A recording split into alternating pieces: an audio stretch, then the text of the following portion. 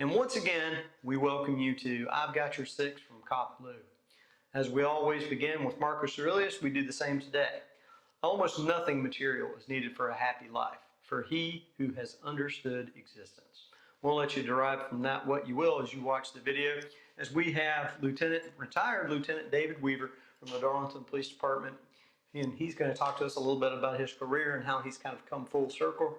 He started in 1987, so he's going to have a very interesting perspective for us.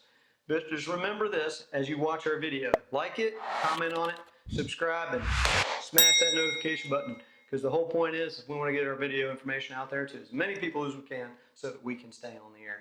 So first of all, Lieutenant David Weaver, as I always known him, the Weave. The Weave. My first investigations commander back a million years ago when I was a junior detective and a narcotics agent. Been a while. It has been a minute. So, Dave, just tell us a little bit about yourself real quick, if you will. Well, Danny, like you said, I'm David Weaver, and I'm retired from the Darlington City Police Department, and I've been in retirement for the past 10 years.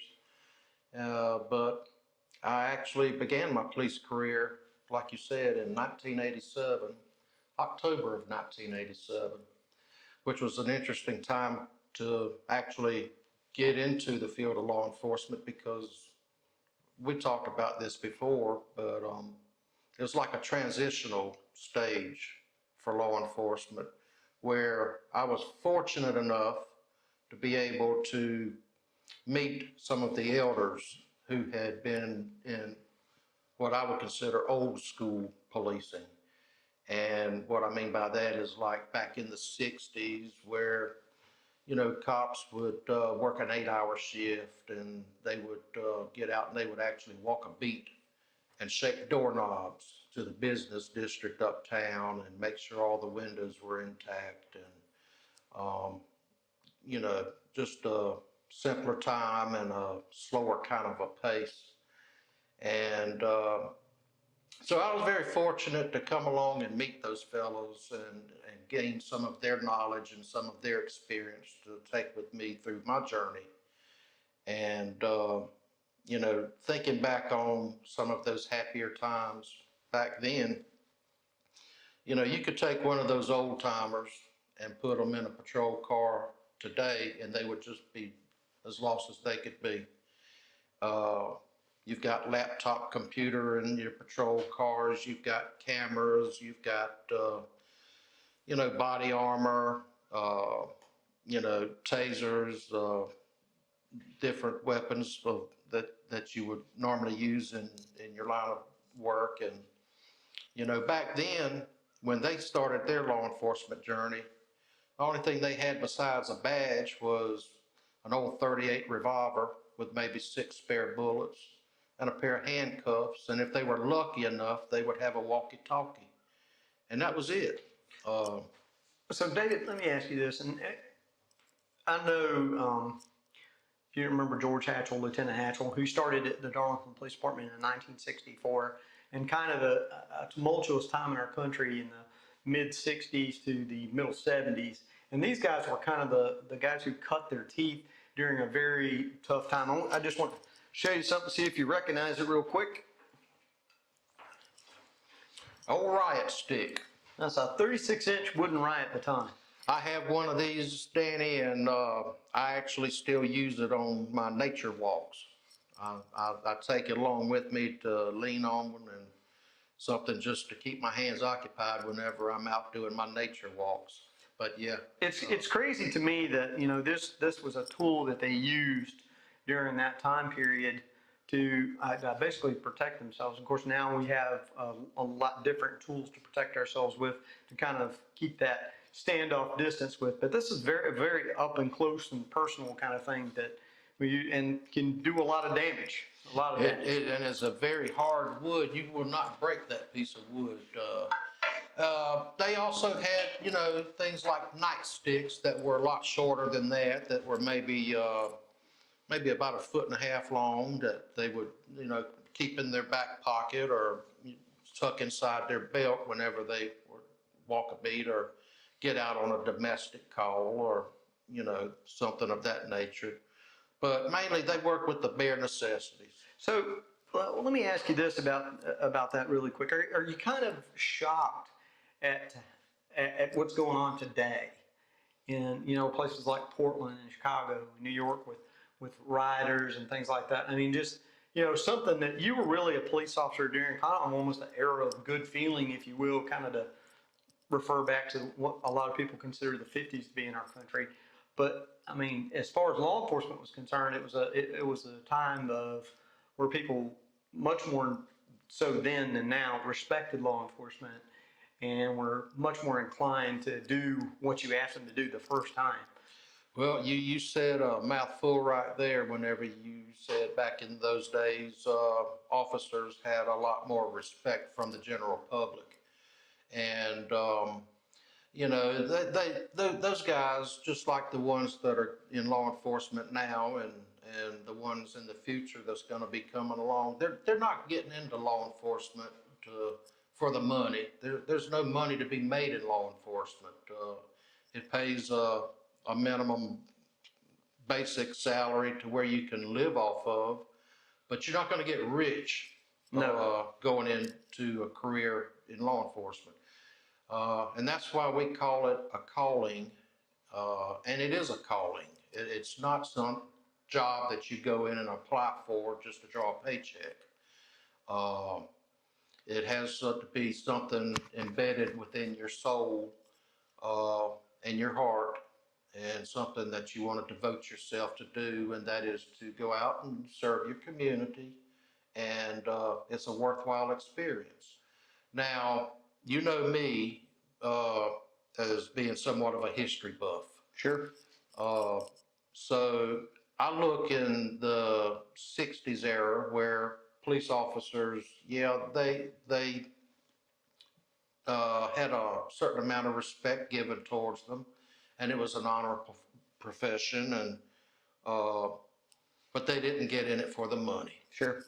They did it because their heart led them to go down that path.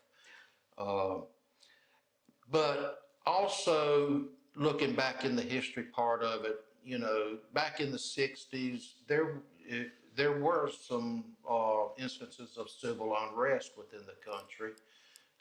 You had rioting for various reasons, whether it was issues with the Vietnam War or whatever.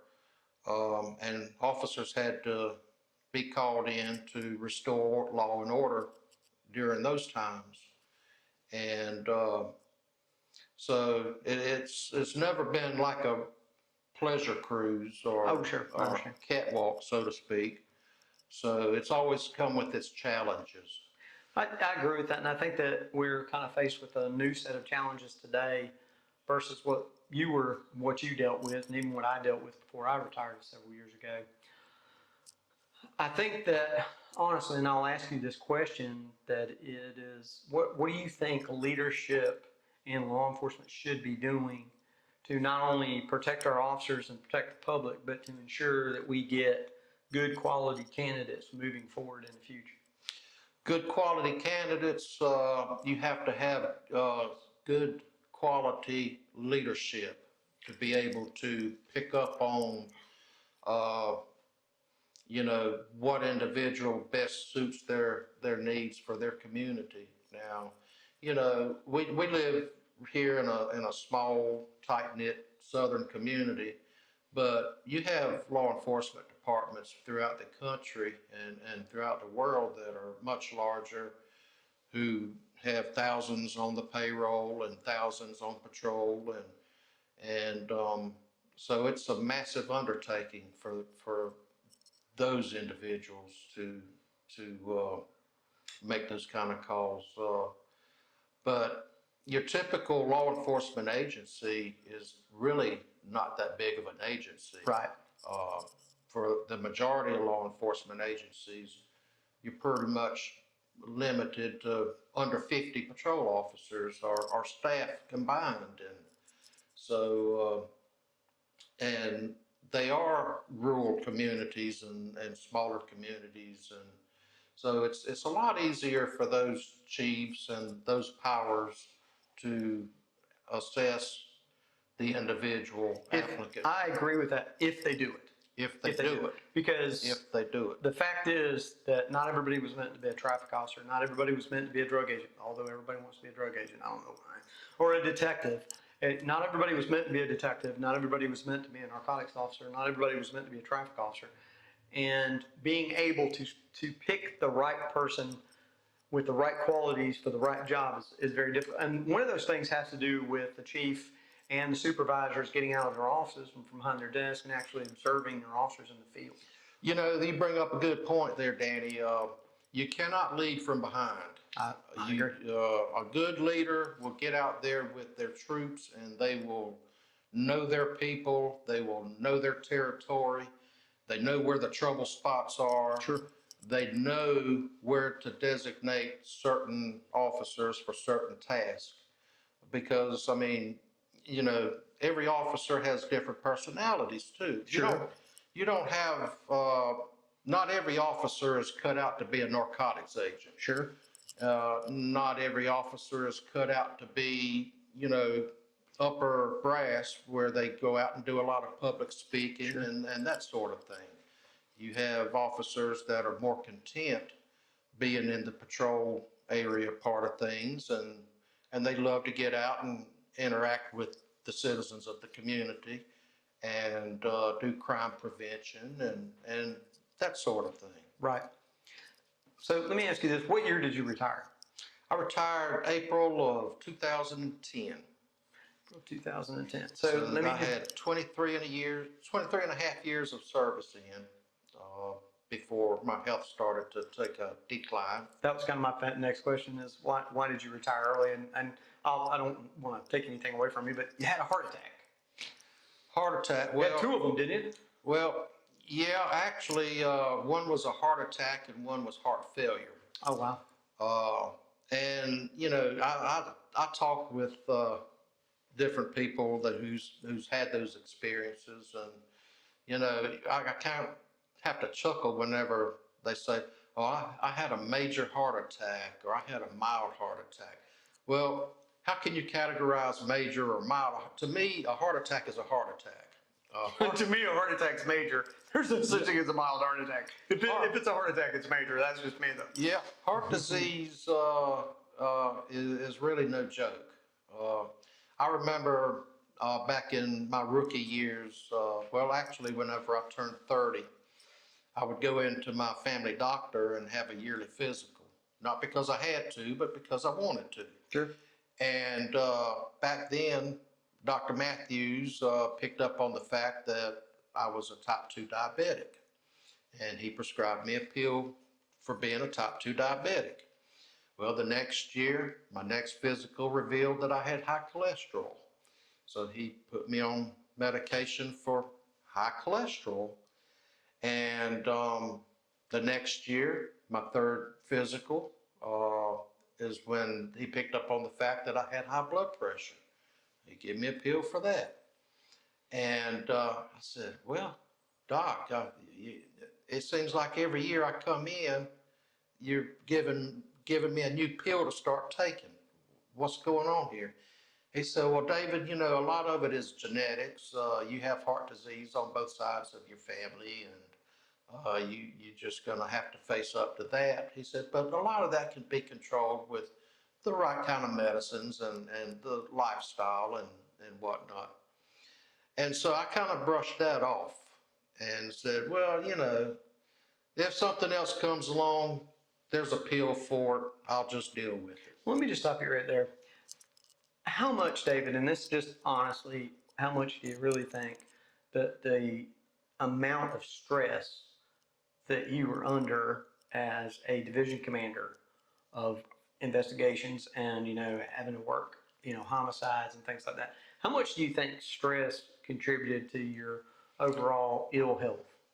Stress is a silent killer. People don't realize that. Stress and anxiety will kill you quick. Sure.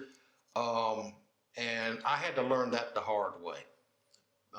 As a supervisor for X amount of years, came more responsibility. and more responsibility brought on more stress.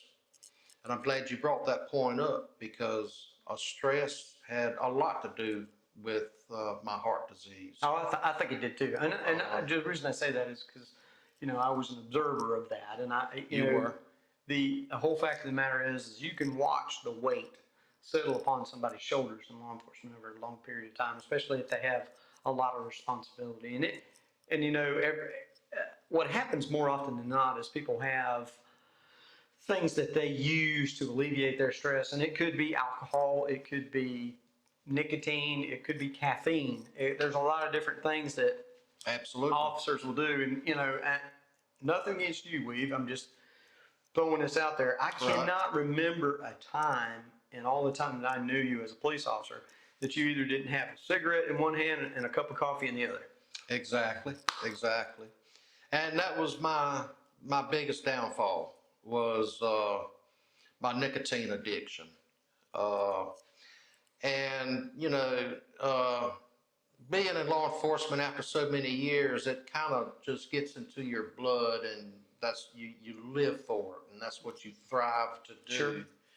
And and your circle of friends are more isolated to your law enforcement community, and so you have a smaller circle of friends rather than a broader circle of friends, unless you're more of an outgoing person and you're involved in church activities and whatnot and things like that.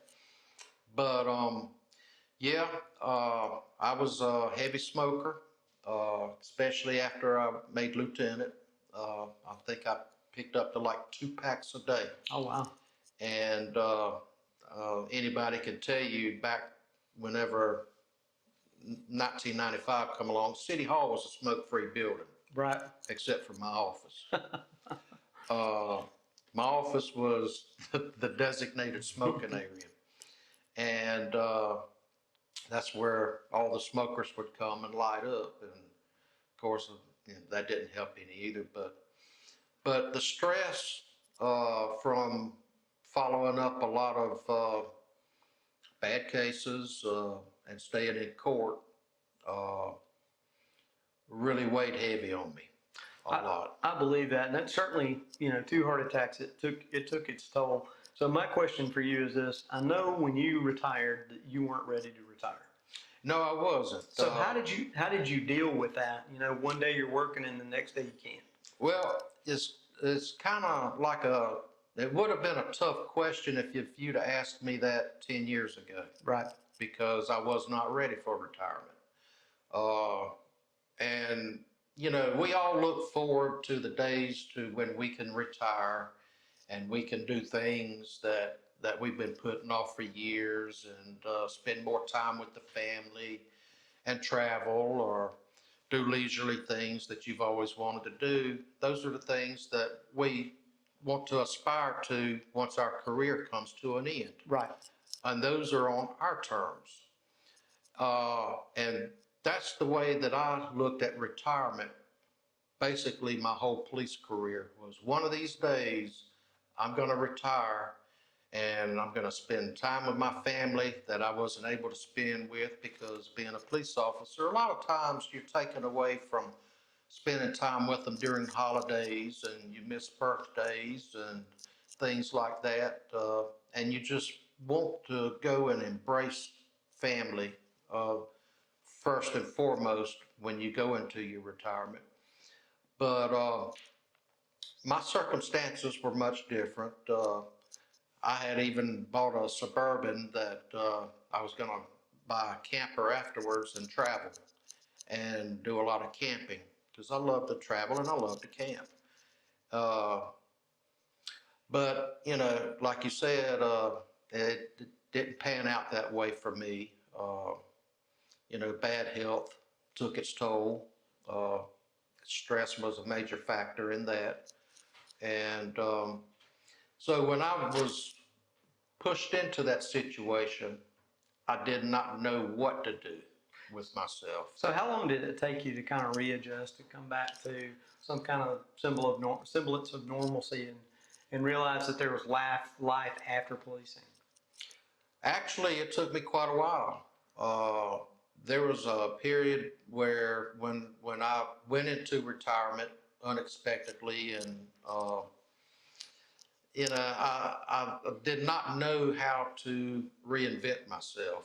I did not know where to pick up and carry on from there because I had devoted my entire adult life to law enforcement And to one community in particular. and to the community, and that was the only life that I knew. And so I was lost, did not know how to handle it. And so I had to take a step backwards and do a lot of soul searching and a lot of reflecting and a lot of talking with the man upstairs. And so it was about 3 years into retirement is when I figured out, hey, quit feeling sorry for yourself, David. God's not done with you yet. There's still things yet to be done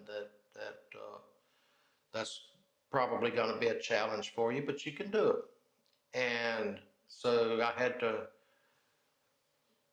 reinvent myself that way. And then I come to the realization that, do you actually really retire from a career that you've devoted yourself to?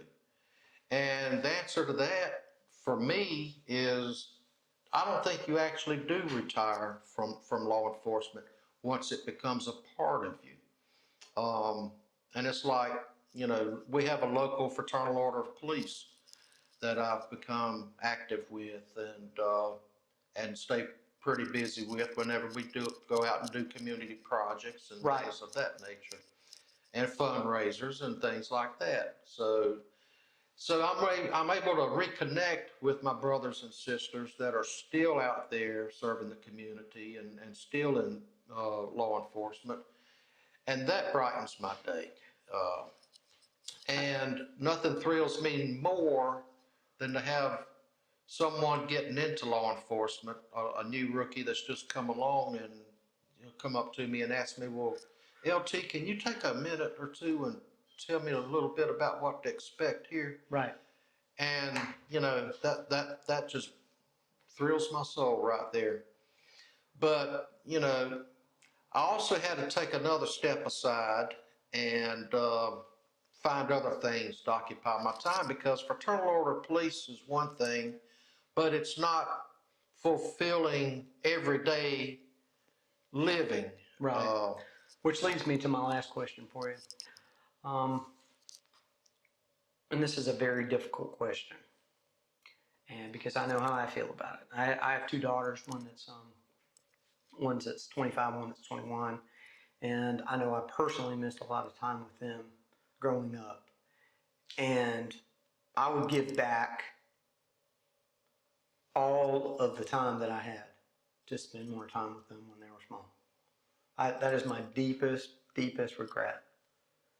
And, that's something I'll have to live with. And, you can never make it up. I love them. Megan and Taylor are my two daughters, and I love them to death. There's nothing more I love on this planet more than I do them. And that's a fact. I love them more than I do my own life.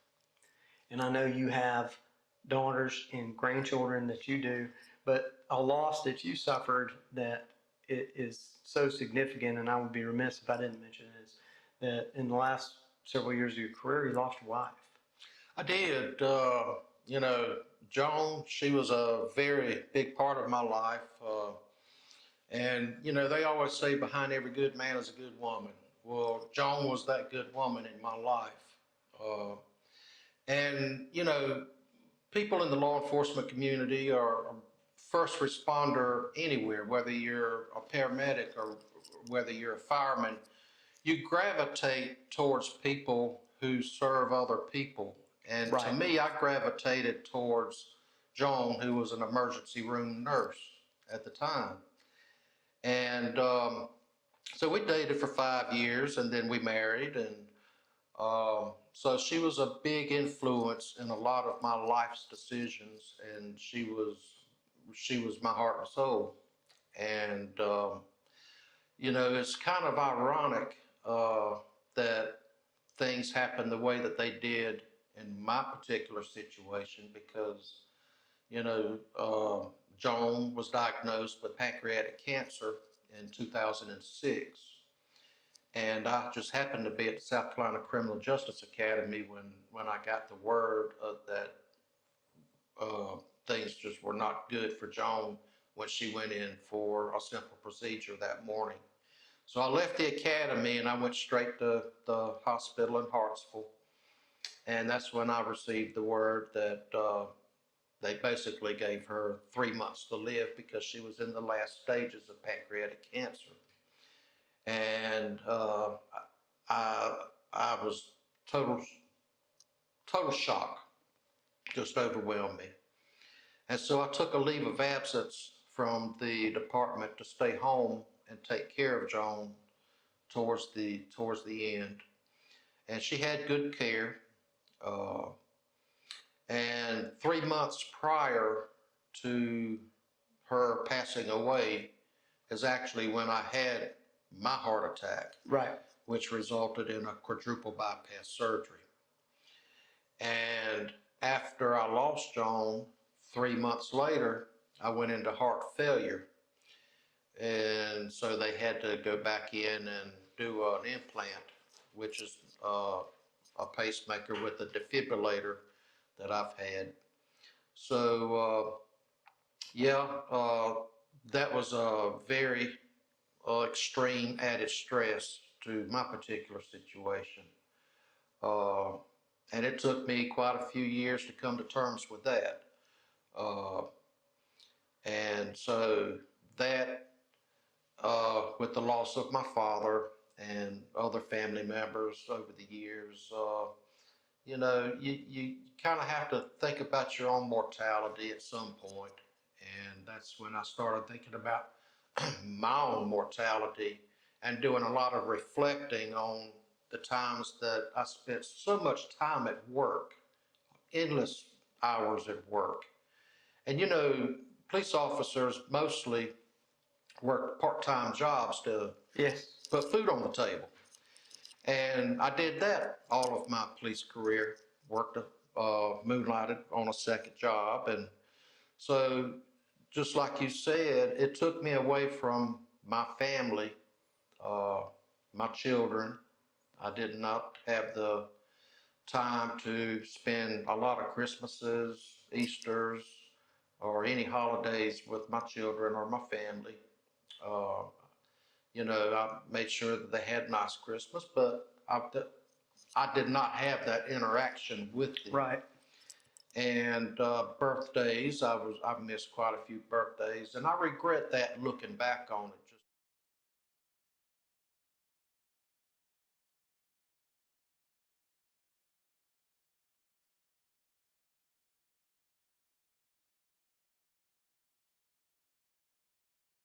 For all of you out there, I just want to remind you of this. All of my law enforcement partners, paramedics, firemen, all of our public safety folks. Remember, spend as much time with your children and your families as you can. Time is the most precious thing you have to give. As David said during his video, he wished that he had time back. I know that I wished I had time back with my daughters, Megan and Taylor, because no amount of material things I can give them will ever make up for the time that you spend. Remember, the best thing you can do every day is to hit that clock and go home safe. Thank you for CopBLue.